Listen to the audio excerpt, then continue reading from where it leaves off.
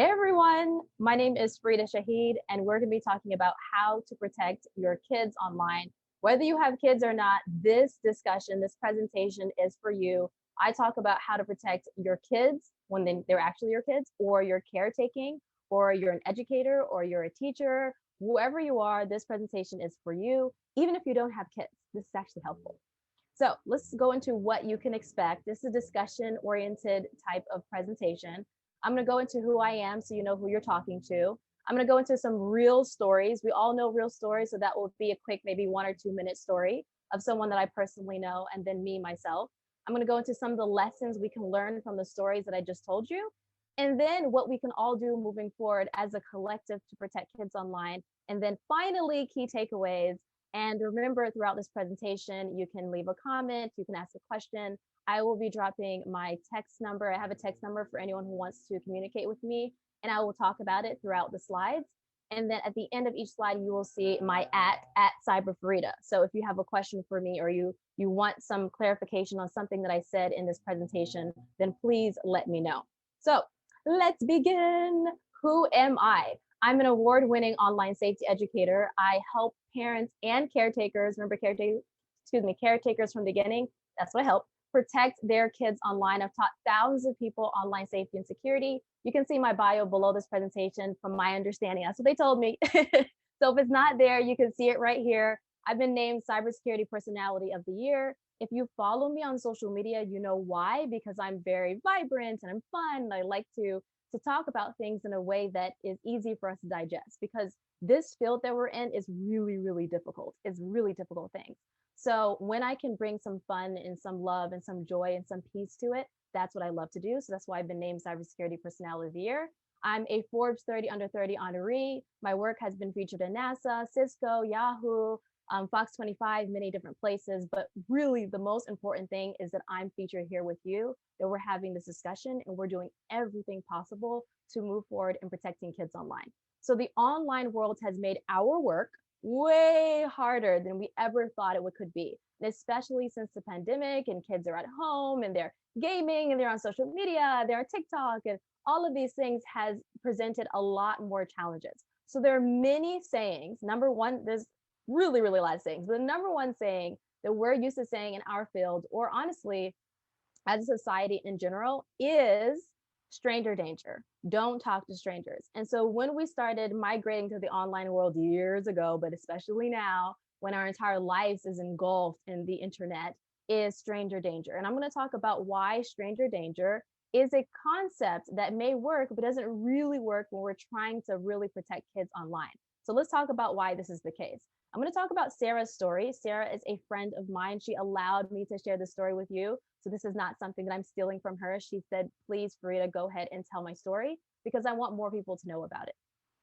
So she was 6 years old when this first happened. She was online. She was communicating with someone who she thought was her cousin. She always used to go back and forth with him, and in a chat room, and they always had fun. And one day she was talking to him, and it felt a bit weird. It felt a little bit off. It wasn't like the same communication as usual, but it didn't seem too off for her to raise any red flags to her and her family. So for weeks, she chatted to this cousin of hers. By now, you know that that's obviously not her cousin. She didn't realize that the person at the other end of the line was actually not her cousin. It was a predator. And this predator actually hacked into her cousin's account and was impersonating her cousin and wanted to meet her and in a park somewhere outside of her house. And she thought it was weird, but it was her cousin. So she went, and she didn't think too much of the situation. Unfortunately, she met up with her and she realized that, of course, this man was not her cousin. And because this is a really, really heavy topic, and I know there's a lot of, there's a trigger warning, but I'm not going to go too deep into her story like that, because I believe it's best for us to, we all know what happened in terms of what I just did on the slide. Suffice to say that she left as a sexual assault victim. They called the police, her family got involved. She didn't get the justice that she deserved. And right now her main goal is telling her story and letting other people know what happened. And that's why she just texted me a couple of days ago and she said, are you sharing my story? I want more people to know about it because you're the best person to relay this information. So let's talk about what went wrong here and what we can do when we're talking about stranger danger. So this is a prime example of stranger danger. It requires way more explanation when it comes to protecting kids online, because stranger danger means that your kid thinks of the other person at the other end of the screen as a stranger. Most of the time when it comes to grooming or when they're communicating with people online, it's people they regard as friends or people they actually trust, or it's a hacker or predator using their hacking skills, their technical skills to impersonate a family or friend that your kid actually trusts. So you want to have a deeper conversation about stranger danger than just the surface. And this is one of the prime examples of why. These stories, of course, are unfortunately not a rare experience. So let's go into what we can do to protect kids from this incident. It's no secret that we have an oversharing and trusting problem online, especially with kids. Parents are actually guilty of this. I'll quickly go into right now. It's not on the slides, but in terms of sharenting, there's a concept in online safety, the online security world, you've probably heard of it. It's called sharenting. When kids and organizations and schools share way too much information about kids online. So when we're talking to your kids about not sharing things online and coming to you when they feel uncomfortable, whether it's your kids or the kids you're taking care of, or the kids in the classroom or kids part of a community organization, you have to understand that your own actions can influence how a kid behaves online as well. So this is a stat from the Children's Internet Usage Study, the Center for Cyber Safety and Education. This is a study done in 2019. It says 40% of kids in grades 4 to 8 report that they connected or chatted with someone who's a stranger online. And I'm pretty sure, and this is just me, this is not a part of the study, this is me, Fareedah Shaheed, talking, that in 2021 is way more than that, as kids are completely at home and they're engulfed in the online world. Of the 40% surveyed, 53% gave their phone numbers to the stranger. What would prompt someone to give a phone number to a stranger? When they feel comfortable with somebody. So they no longer regard them as strangers. So it's important that we're teaching kids and we're teaching community members that strangers does not mean what we actually think it means. So what can we do, again, to protect them online? Here are some questions we want to ask kids. We want to engage with them. We want to understand their worldview. We can't give them advice. We can't have workshops and educational summits if we're not understanding where they are coming from. So meet them at their level. First question is, what do you like about this platform? It could be social media. It could be gaming. And if you probably don't already know, but I'm a huge gamer, avid gamer. Well, my gaming headphones right there. Always point to it. I love gaming. And one of the things that parents and organizations and community members miss is connecting with gamers, connecting with people who want to be influencers or streamers, or who want to be on TikTok or want to be on YouTube. Connect with them at their level. Ask them questions. What do you like about gaming? What do you like about TikTok? What do you like about Snapchat? What is this platform? Tell me more about it. It's not in a I want to know more because I'm going to judge you type of way, but I just want to understand where you're coming from. What do you not like? What do you want to change? What do you wish I understood about this platform that I'm completely missing? Maybe you got on TikTok, you realize, oh my God, this platform is addicting. I get why they love it. Now you can have an effective conversation because you're meeting them at their level. So you want to understand why online connections are so important to them. You don't want to just tell them, don't talk to strangers, don't do this, don't do that. Because all they hear is mom, dad, community organizer,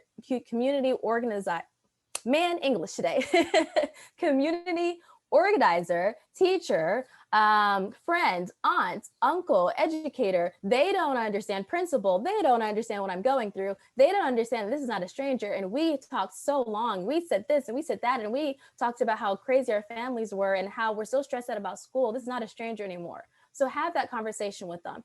Active listening without judgment will help build a better connection with the kids that you're working with, and they're more likely to listen to you. I can't say 100%, but they're more likely to listen to you, because if you're coming in the conversation with your defenses up, they come up with their defenses up. And the best thing you can do to protect kids online is lower the defenses and make sure that they know that you are here for them. And what is the best way to let someone know that? Listening to them, active listening to understand and not to be understood. If you want them to understand you, you have to understand their point of view. I want you to create positive associations with the online world and social media. We are in a world where we know that sugar honey iced tea happens all the time. We see it. I worked in cybersecurity awareness and threat intelligence. I've seen the crazy stories of hackers and predators going after kids. I work with parents and kids every single day. Horror stories and not horror stories as well. It is very difficult not to have a mindset of, or it's very difficult to have a mindset of positive affirmations and positive associations with social media, but we have to have that. Why?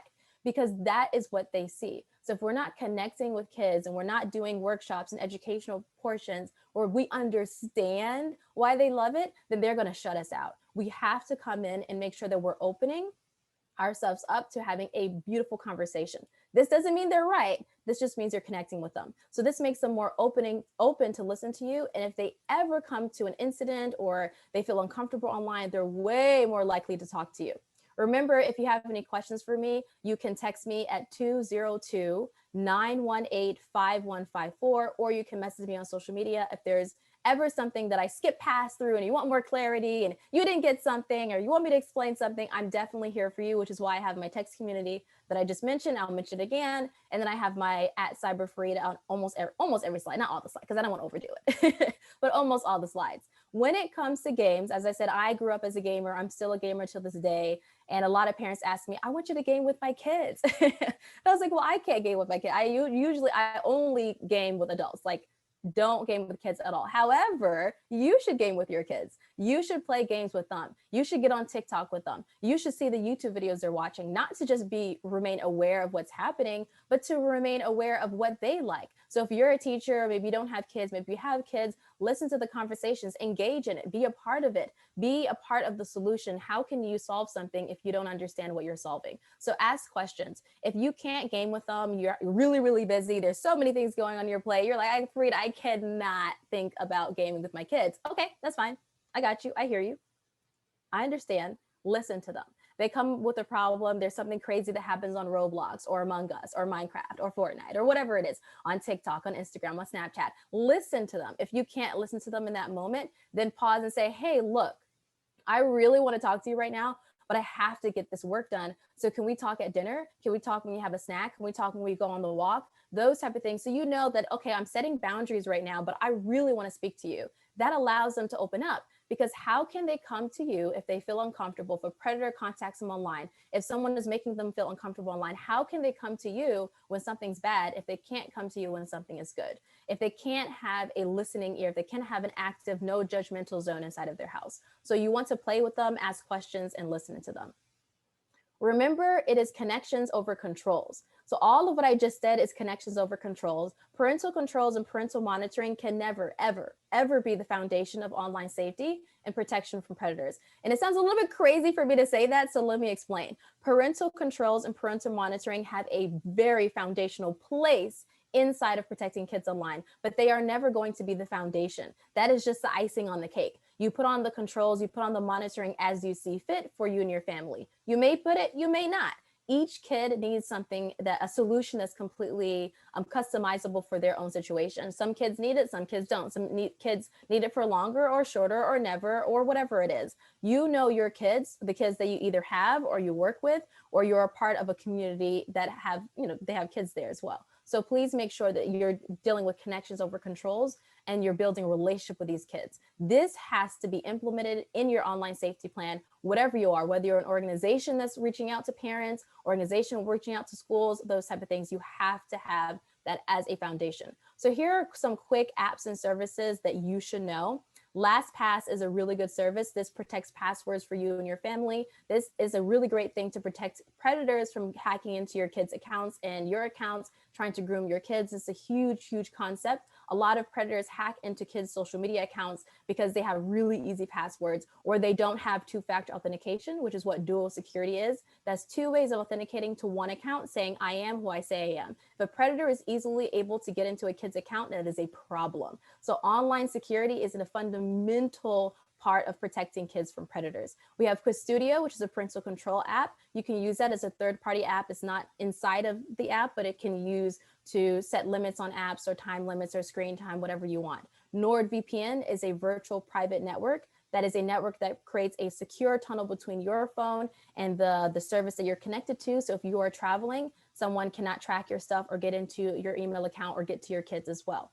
DuckDuckGo is a browser. It's like Chrome, but it's more secure, it's more private. It's great for these advertising companies or other people not to track your kids as they go throughout the online sphere. VirusTotal is something you can use with your family. If your kid or yourself gets a link that's suspicious and you don't know where it came from and you're like, is this a virus? Is this someone trying to hack into my stuff? You can use VirusTotal to scan the link and to make sure that is okay. Have I been pwned or pawned? I'm sometimes bad at pronunciation, so I probably am saying pwned wrong. Even though I'm a gamer, I said it wrong. But it is a website that you can go to see if any of your information has been leaked online and your kids' information. because a lot of these companies that work with kids and organizations, they actually have leaked information about your kids online. One that I did not put is Identity Force, that is protecting your kid's identity and your identity online. Everything you say online can be used for identity theft and can be used by predators to track down your family. This I'm going really quickly because we have a very short amount of time. So please make sure you're screenshotting this slide so that you can protect your family, download these apps and look it up. Again, if you have any questions about anything I said on these slides, you want more explanation, I have free guides, I have free videos, I have a YouTube channel. You can text me at 202-918-5154. So I want you to invest in online security and safety education. You invested your time, your money, your resources, your energy to be here today. And so applaud yourself. I don't want you, though, to be trapped by these thoughts. I'm not tech savvy. I'm not social media savvy. I don't know anything about gaming. These kids know way more than me. How can I protect them? That is not needed to protect kids online. I know that's crazy because you feel like, whoa, if I put a parental monitoring or put something in the school or put a filter in the school, they're going to go around it. They will. They might. But guess what? When you have holistic online safety, which I'm going to define what that is later, and you are able to protect them from that as much as humanly possible. This is why we say we don't focus on monitoring and controls. We focus on connections over controls, and then controls is the icing on the cake because not one cannot function without the other. You don't have to be tech savvy. You need to be connected with someone like me, like other people who are presenting here, the other experts in here, to protect the kids, protect organizations and communities from these predators. Here are some online security actions that protect kids. Remember, you do not have to be tech savvy to implement this. You want to consistently speak about online safety. The tech talk is never ending. It's not a one and done or two and done or three and done conversation. It is a never ending conversation that you continuously have with your kids. You want to Google the security, privacy, and parental settings for every app your kids use. Now it can be really overwhelming, so please do not overwhelm yourself. Take it one step at a time. It is better to be 50, 70, 60% secure and safe from predators and hackers than it is to be 0% secure. I know this is a lot of information. This is why someone like me exists. This is why I have a text community. This is why I have my @CyberFareedah on every slide, because if you need any help with any part of the way or your organization is trying to implement something and you don't know, then there is help available. You want to double check the information you and your family post online. You want to think before you share. All of the information, whether you're a school, you're posting information about kids' activities or a field trip, or you're a teacher talking about the new assignment or lesson of the great thing that you learned, or you're a parent who's really excited about your kid's report card, you want to double check that the information on the photo and the post is not revealing too much information about your kids. This happens very, very often. It allows predators and groomers and hackers to get more information about kids and able to contact them or blackmail them, which has happened very, very often. I want you to also speak up and ask for help. It is okay not to know. It's okay to be a parent and be so confused about what's going on. You have help. You do not have to go through this online safety journey alone. There are plenty of people, organizations, services to help you, of course, including me. And all of this, remember, takes a village. You are not alone. There's always going to be help. So to truly protect kids online, we have to apply what I just said before, like a couple slides ago, holistic online safety. I define holistic online safety as a term that I coined, and maybe someone else did it before me. Who knows? But according to me, you and I, today we're talking about online safety, and I define it as giving kids the freedom that they want, that they've been begging for, and the safety and security that they need, because they want the freedom, and it's okay if we give them something, but we need to guide them and be there with them throughout the journey. Holistic online safety also means we're using tips to protect them from predators, tips to protect them online. That is trust, integrity, privacy, security, and safety. Trust, it goes between you and the kid. It goes in the companies you're using. Integrity between you and the kid, the companies you're using. Privacy, your privacy, their privacy, the apps and companies you're using. Security and safety, the same exact thing.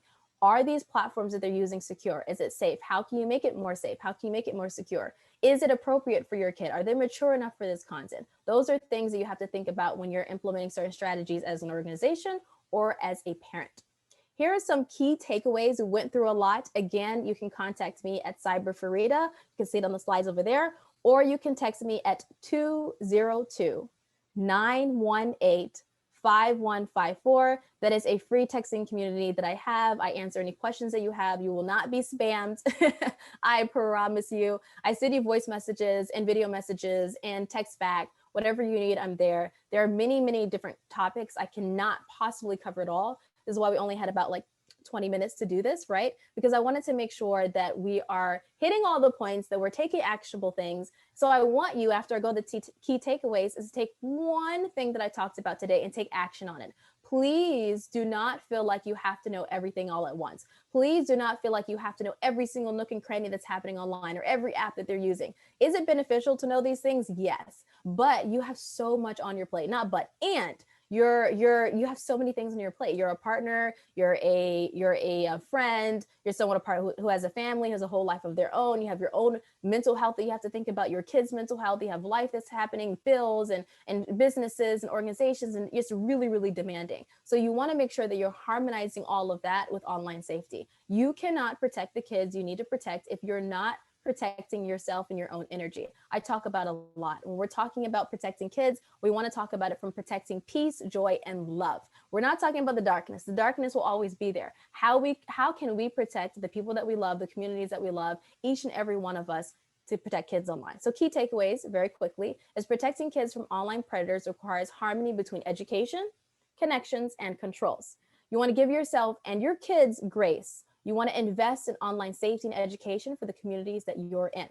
You want to consistently, over and over, you don't have to be overbearing, but just talk about it. Talk about online safety and security. Prioritize active listening with the kids and have non-judgmental conversations. This does not mean that you do not have morals. This does not mean that you don't have values. This does not mean that you have a code how you live by within your own community or organization. It just means that you have a non-judgmental conversation so that you can reach a common ground, so that both of your defenses can come down and you can have a solution.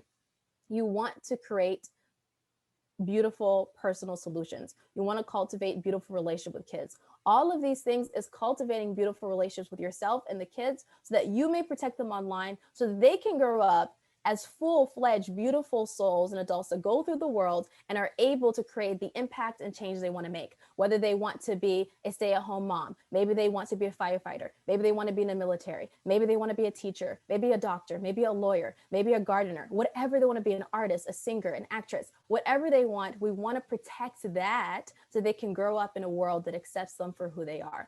So thank you so much for listening. Let's protect our kids online. If you would like to stay connected, you can go to my website at CyberFareedah.com. You can screenshot this so you can reach out to me. Or if you want to learn more about what I do and my services, my program, you can go to safekidsmovement.com. And I'm at CyberFareedah on all the platforms. I feel like there's way too many platforms, but we have to do what we have to do. We have to get the word out and the message out. If you have any questions, as always, you can text me at 202-918-5154. Thank you so much for being here with me. I appreciate you so much. Have an amazing day, and I cannot wait to talk to you.